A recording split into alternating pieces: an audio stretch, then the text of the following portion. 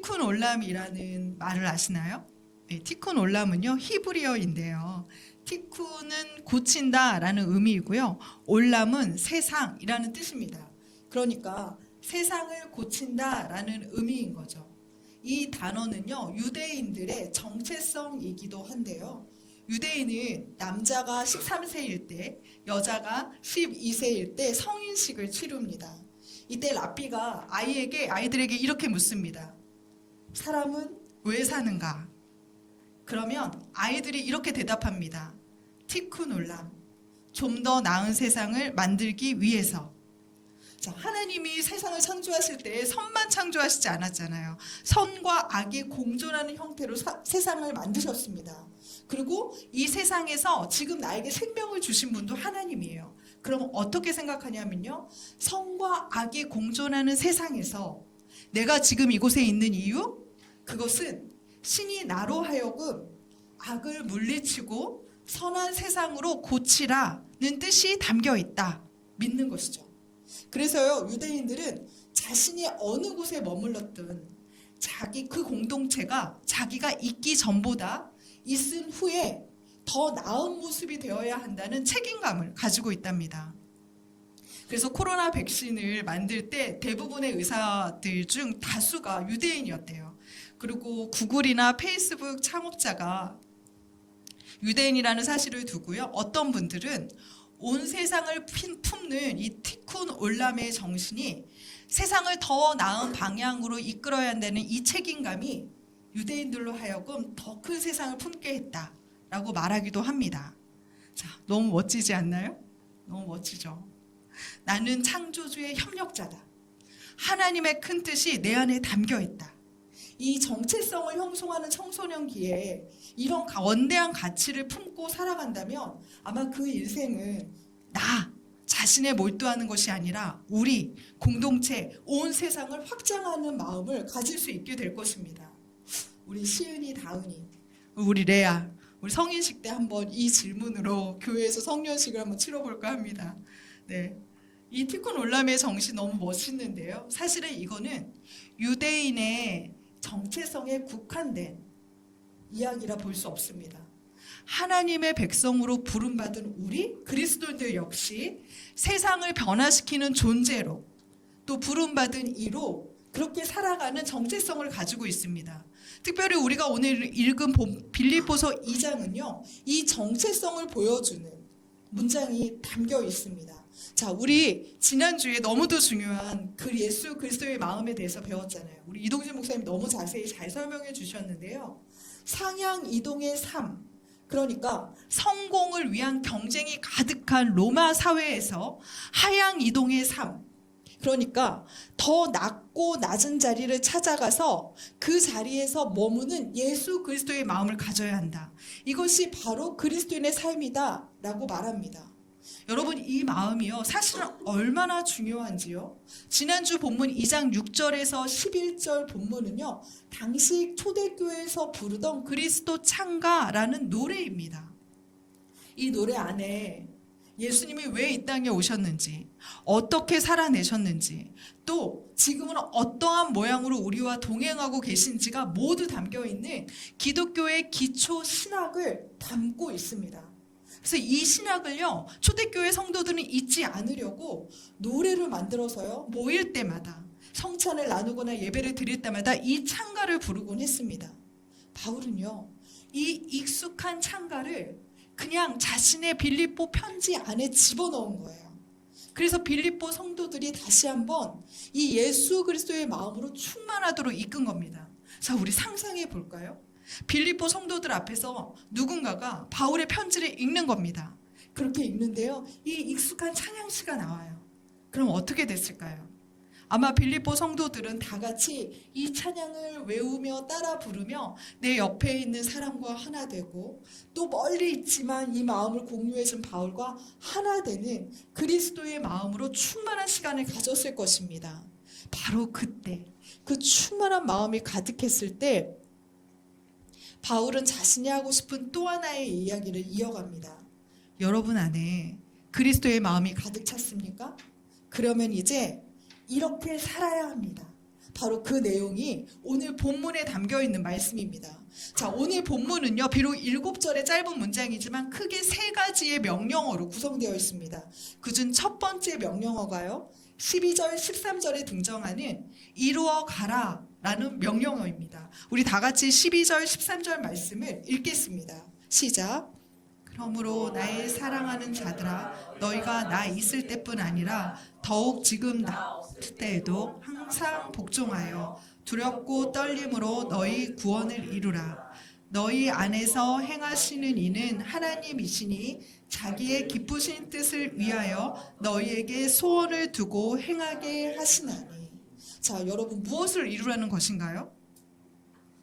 구원을 이루라 라고 말합니다. 여러분, 구원은 내가 이루는 것인가요? 하나님이 우리에게 주시는 선물인가요? 선물이죠. 그런데요, 오늘 본문은 마치 그 구원을 내가 자발적으로 이루어내야 되는 것처럼 현재형으로 명령법으로 쓰여 있습니다. 그렇다면 어떤 의미일까요? 우리 이 시간은 구원을 과거형, 미래형, 현재형으로 한번 살펴보도록 하겠습니다. 하나님은요, 과거 어느 순간에 우리 삶에 찾아오셨습니다. 우리가 결코 먼저 그분을 찾을 수 없습니다. 왜냐하면 우리의 죄악된 본성, 그 본성을 가지고는 결코 그분을 알 수도 없고 느낄 수도 없기 때문입니다. 그런 우리에게요, 하나님이 일방적으로 찾아오셔서 넌 나의 아들이야, 넌 나의 딸이야, 나를 아버지라고 불러라 라고 말씀하시고 우리와 관계를 맺어주셨습니다. 이 관계가요, 이 시작된 관계가 바로 구원입니다. 우리가 원해서 맺을 수 있는 관계가 아니에요.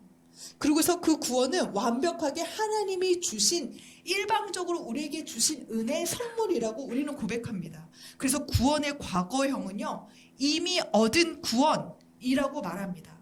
자, 그러면 이 구원의 미래형을 한번 볼까요? 미래는 무엇일까요? 자, 주신 분이 하나님이시기 때문에 구원을 성취하실 분도 하나님이시다라고 우리는 믿습니다. 일방적인 은혜로 우리를 먼저 찾아와 주신 그분께서 포기하지 않는 사랑으로 이 구원을 반드시 성취해내실 것이다, 완성하실 것이다, 우리는 믿고 있습니다. 그렇지만 완성이 된 것인가요? 아니에요. 그래서 아직은 완성되지 않은 미완의 것입니다.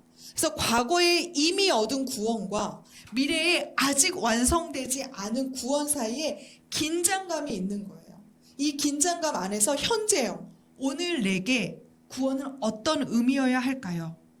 그 미완의 구원을 이루기 위해서 오늘을 나는 어떤 마음으로 살아나야 할까요? 라는 답에 본문이 오늘 12절에 있는 것입니다. 그것은 바로 오늘을 선택하는 겁니다. 무엇으로? 복종함으로. 오늘 이 선택이 현재형, 미래로 나와 있는 것은요, 이 현재형의 이야기가 미래형에 완성되어질 그 과정 가운데 연결되어 있다는 뜻입니다. 그러니까 나의 선택이요, 미래형 구원과 연결되어 있다는 거예요. 요즘 우리가 매일 요한계시록을 읽잖아요. 그 요한계시록을 보면 성도의 구원을 빼앗으려는, 이미 취한 구원을 빼앗으려는 악한 영의 공격을 우리가 발견하게 됩니다. 구원받은 성도가 하나님의 관계 안에 머물려고 할 때 사탄은 정치적, 경제적, 사회적 유익으로요, 때로는 미혹하고 때로는 공격하면서 이미 우리 안에 주어진 구원을 빼앗으려고 합니다. 자, 그러면 어떻게 이 유혹과 위협을 이길 수 있을까요?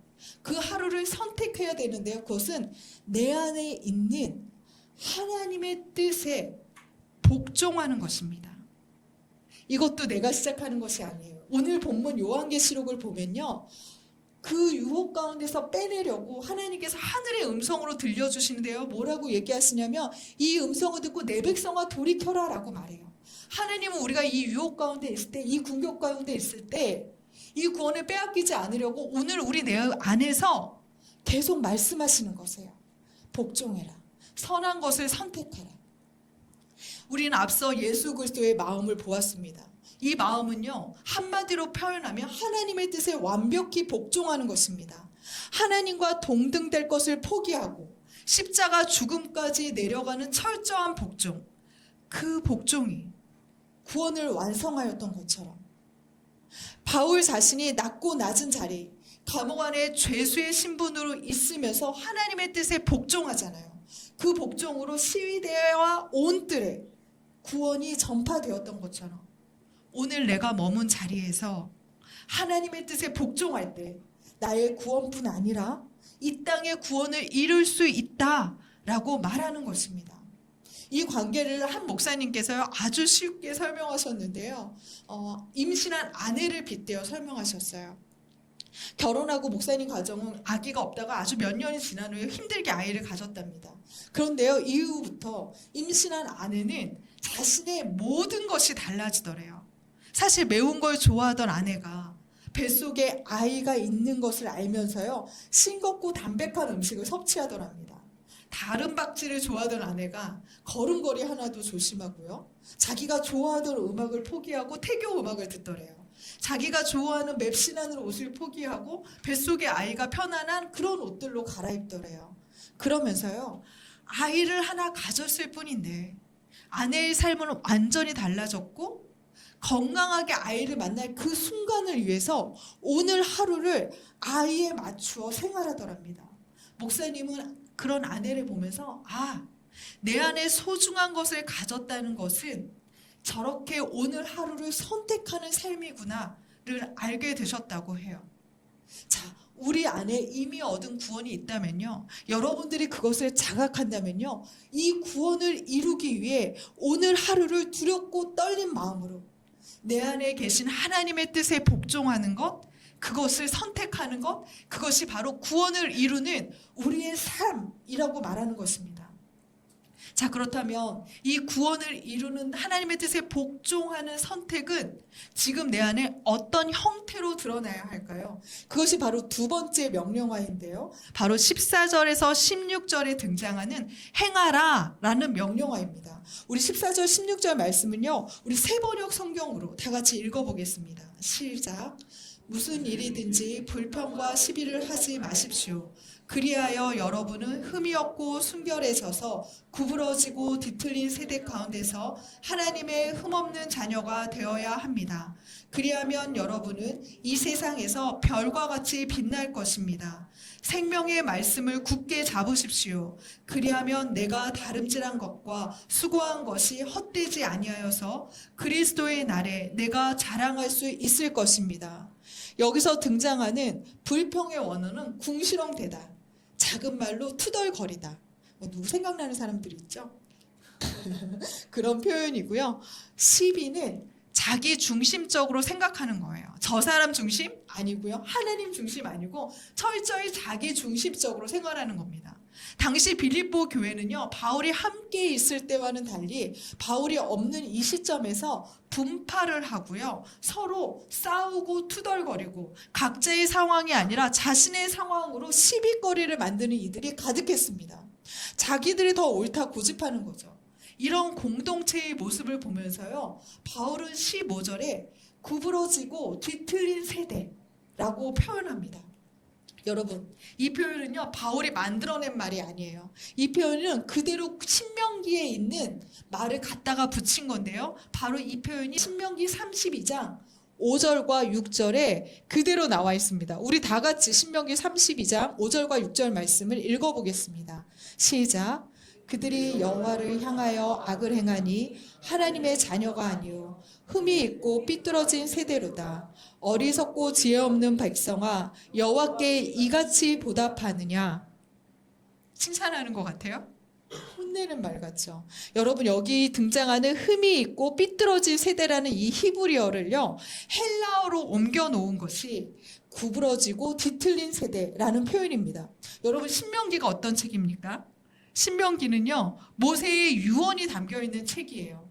죽기 전 이스라엘 백성에게 남긴 절절한 모세의 부탁입니다. 신명기라는 한자어 자체가요 거듭 신자의 명령 명자예요. 거듭 명령한 것을 다시 기록했다는 책이 바로 신명기입니다. 그럼 그 거듭 부탁한 건 무엇일까요? 바로 나는 가나안 땅에 들어가지 못하지만 너희는 들어가잖아. 거기서 꼭 하나님의 말씀대로 살아야 해. 이방인처럼 살면 안 돼.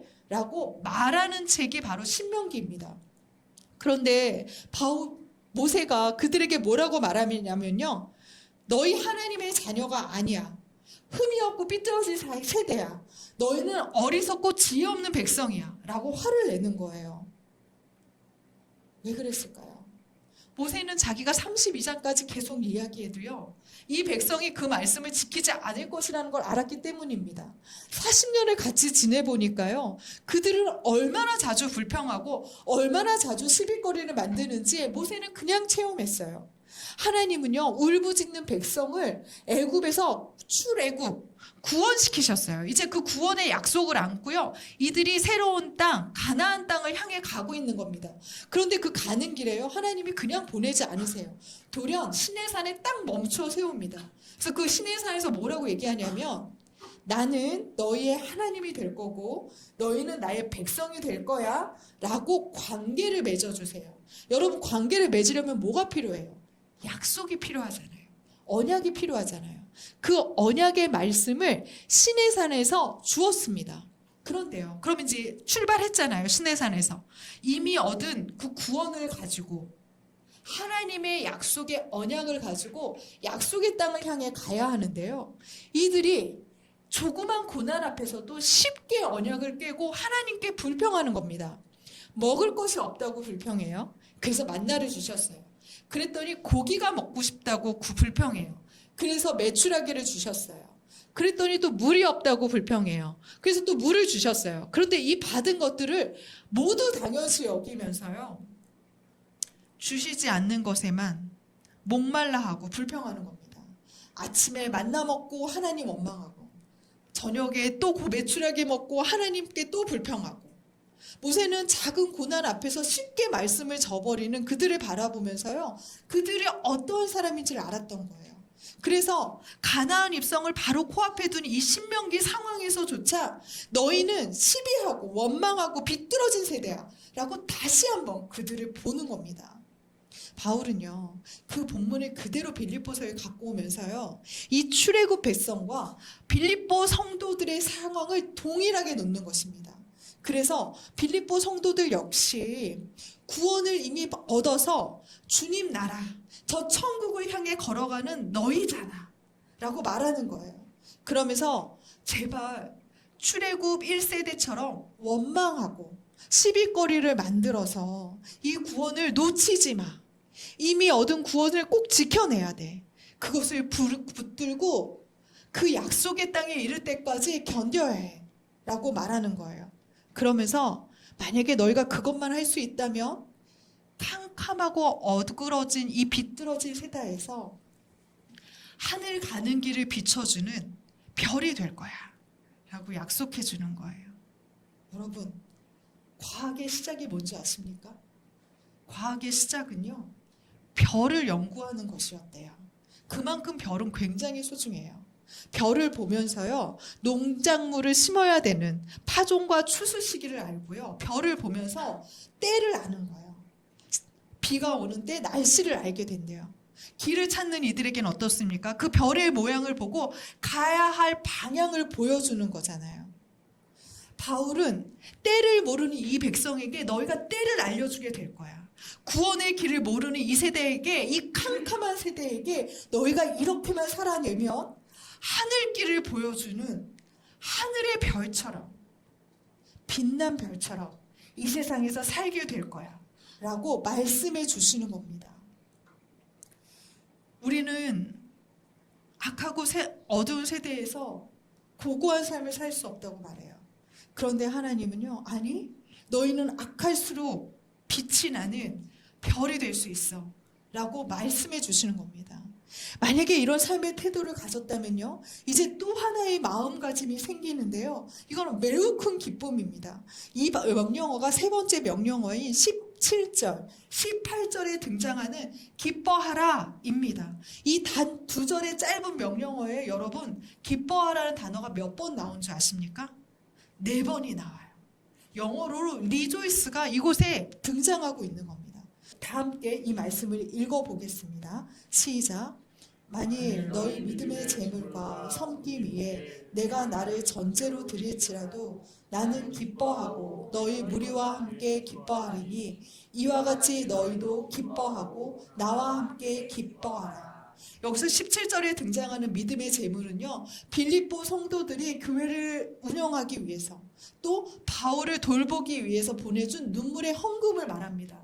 그리고 여기서 등장하는 섬김은요, 공동체에서 서로를 돌보는 봉사를 말해요. 서비스예요. 그래서 이것을 예배로 해석하시는 분들도 있습니다. 바울은 이들이 실제적으로 보여주는 믿음의 행위들, 그 가치들을 바로 하나님 앞에 드리는 제물, 예배라고 말하고 있는 겁니다.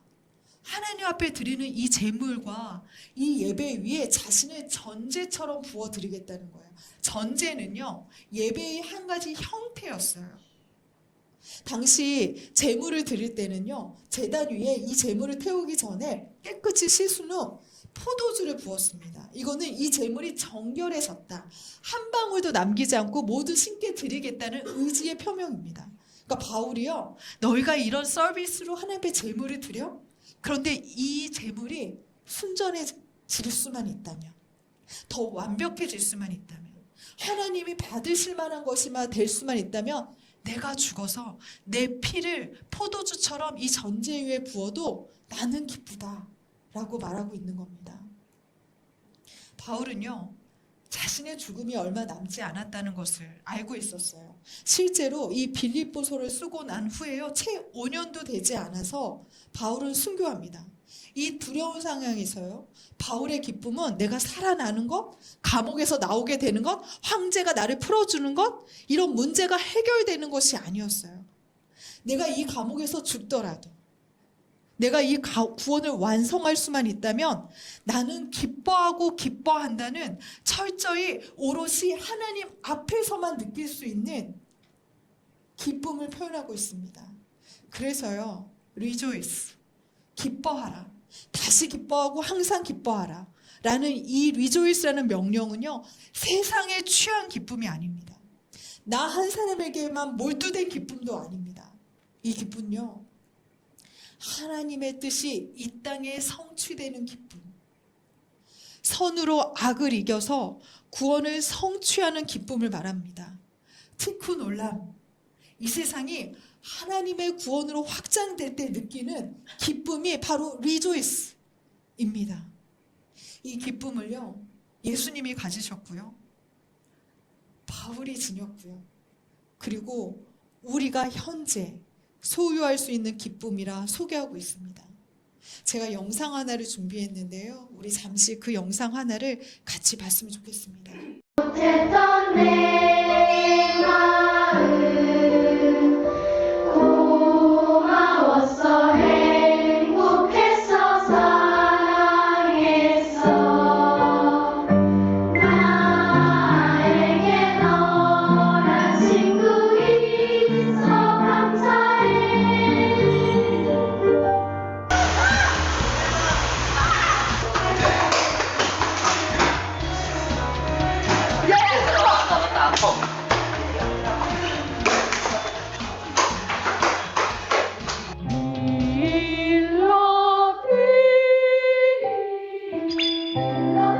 저희는 오디션 없는 합창단이고 좋아서, 자신이 원해서 좋아서 하는 거기 때문에 모든 친구들이 다 평등해요. 이곳에 들어온 건 누군가가 잘나서 노래를 잘해서 온 게 아니라서, 그래서 성실함을 가장 중요하게 생각하고 아이들도 그걸 알고 있어요. 그래서 파트장들이 열심히 출석 체크하고 있고요. 그래서 가장 중요한 부분입니다. 그때 교장선생님이 간담회를 한 적이 있었어요. 근데 저는 일요일 밤이 너무 좋다고, 일요일 밤이 되면 설레는 거예요. 학교 갈 생각에. 몸은 힘들지만 오늘은 또 아이들과 어떤 곡을 할까, 어떤 이야기를 나누면서 할까, 이런 생각하고 있으면 아이들과 노래하는 그 순간순간이 저는 힐링이거든요. 그래서 설렐 수밖에 없는 것 같아요. 오늘 편지를 받았는데, 학부모님이 보내주신 편지였는데 아이가 학교 가는 게 지옥 같다 그랬대요. 네. 지옥 같다고 얘기한 거. 근데 합창부를 하면서 천국으로 바뀌었대요. 학교 오는 게. 그러니까 그 아이의 마음이 어떨까. 학교 오는 게 왜 지옥 같았을까?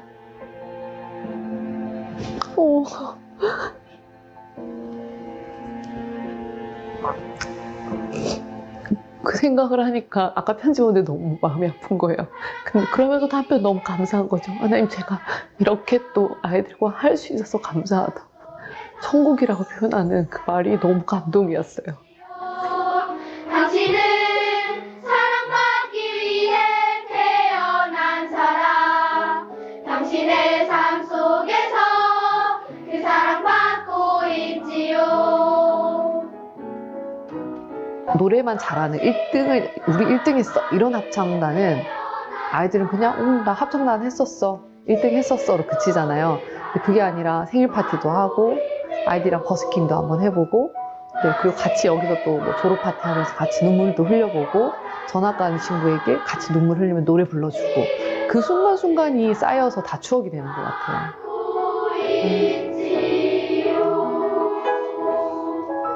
하나, 둘, 셋.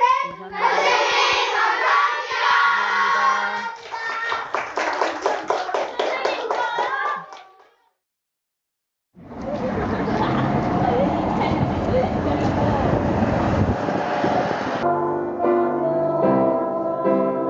안녕.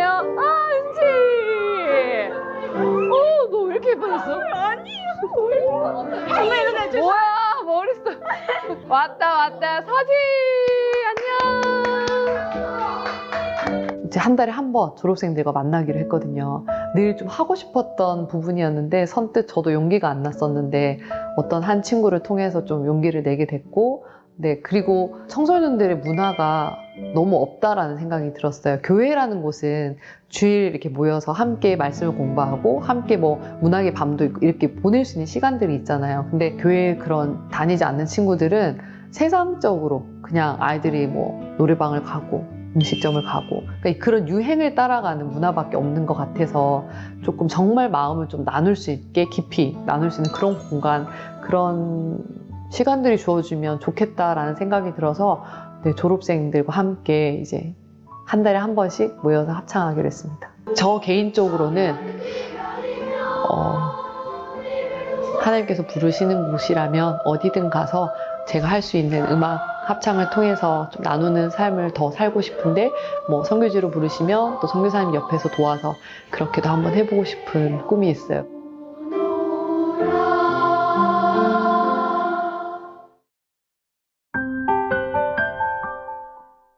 초등학교 기간제 교사인 최윤미 선생님은 시골에서 교회를 다니다 음악을 좋아하게 되셨대요. 그래서 대학교도 성악과에 진학해서 필그림 미션 콰이어에서 10년간 활동도 하셨는데요. 갑작스러운 사고로 성악 활동을 못하게 되셨답니다.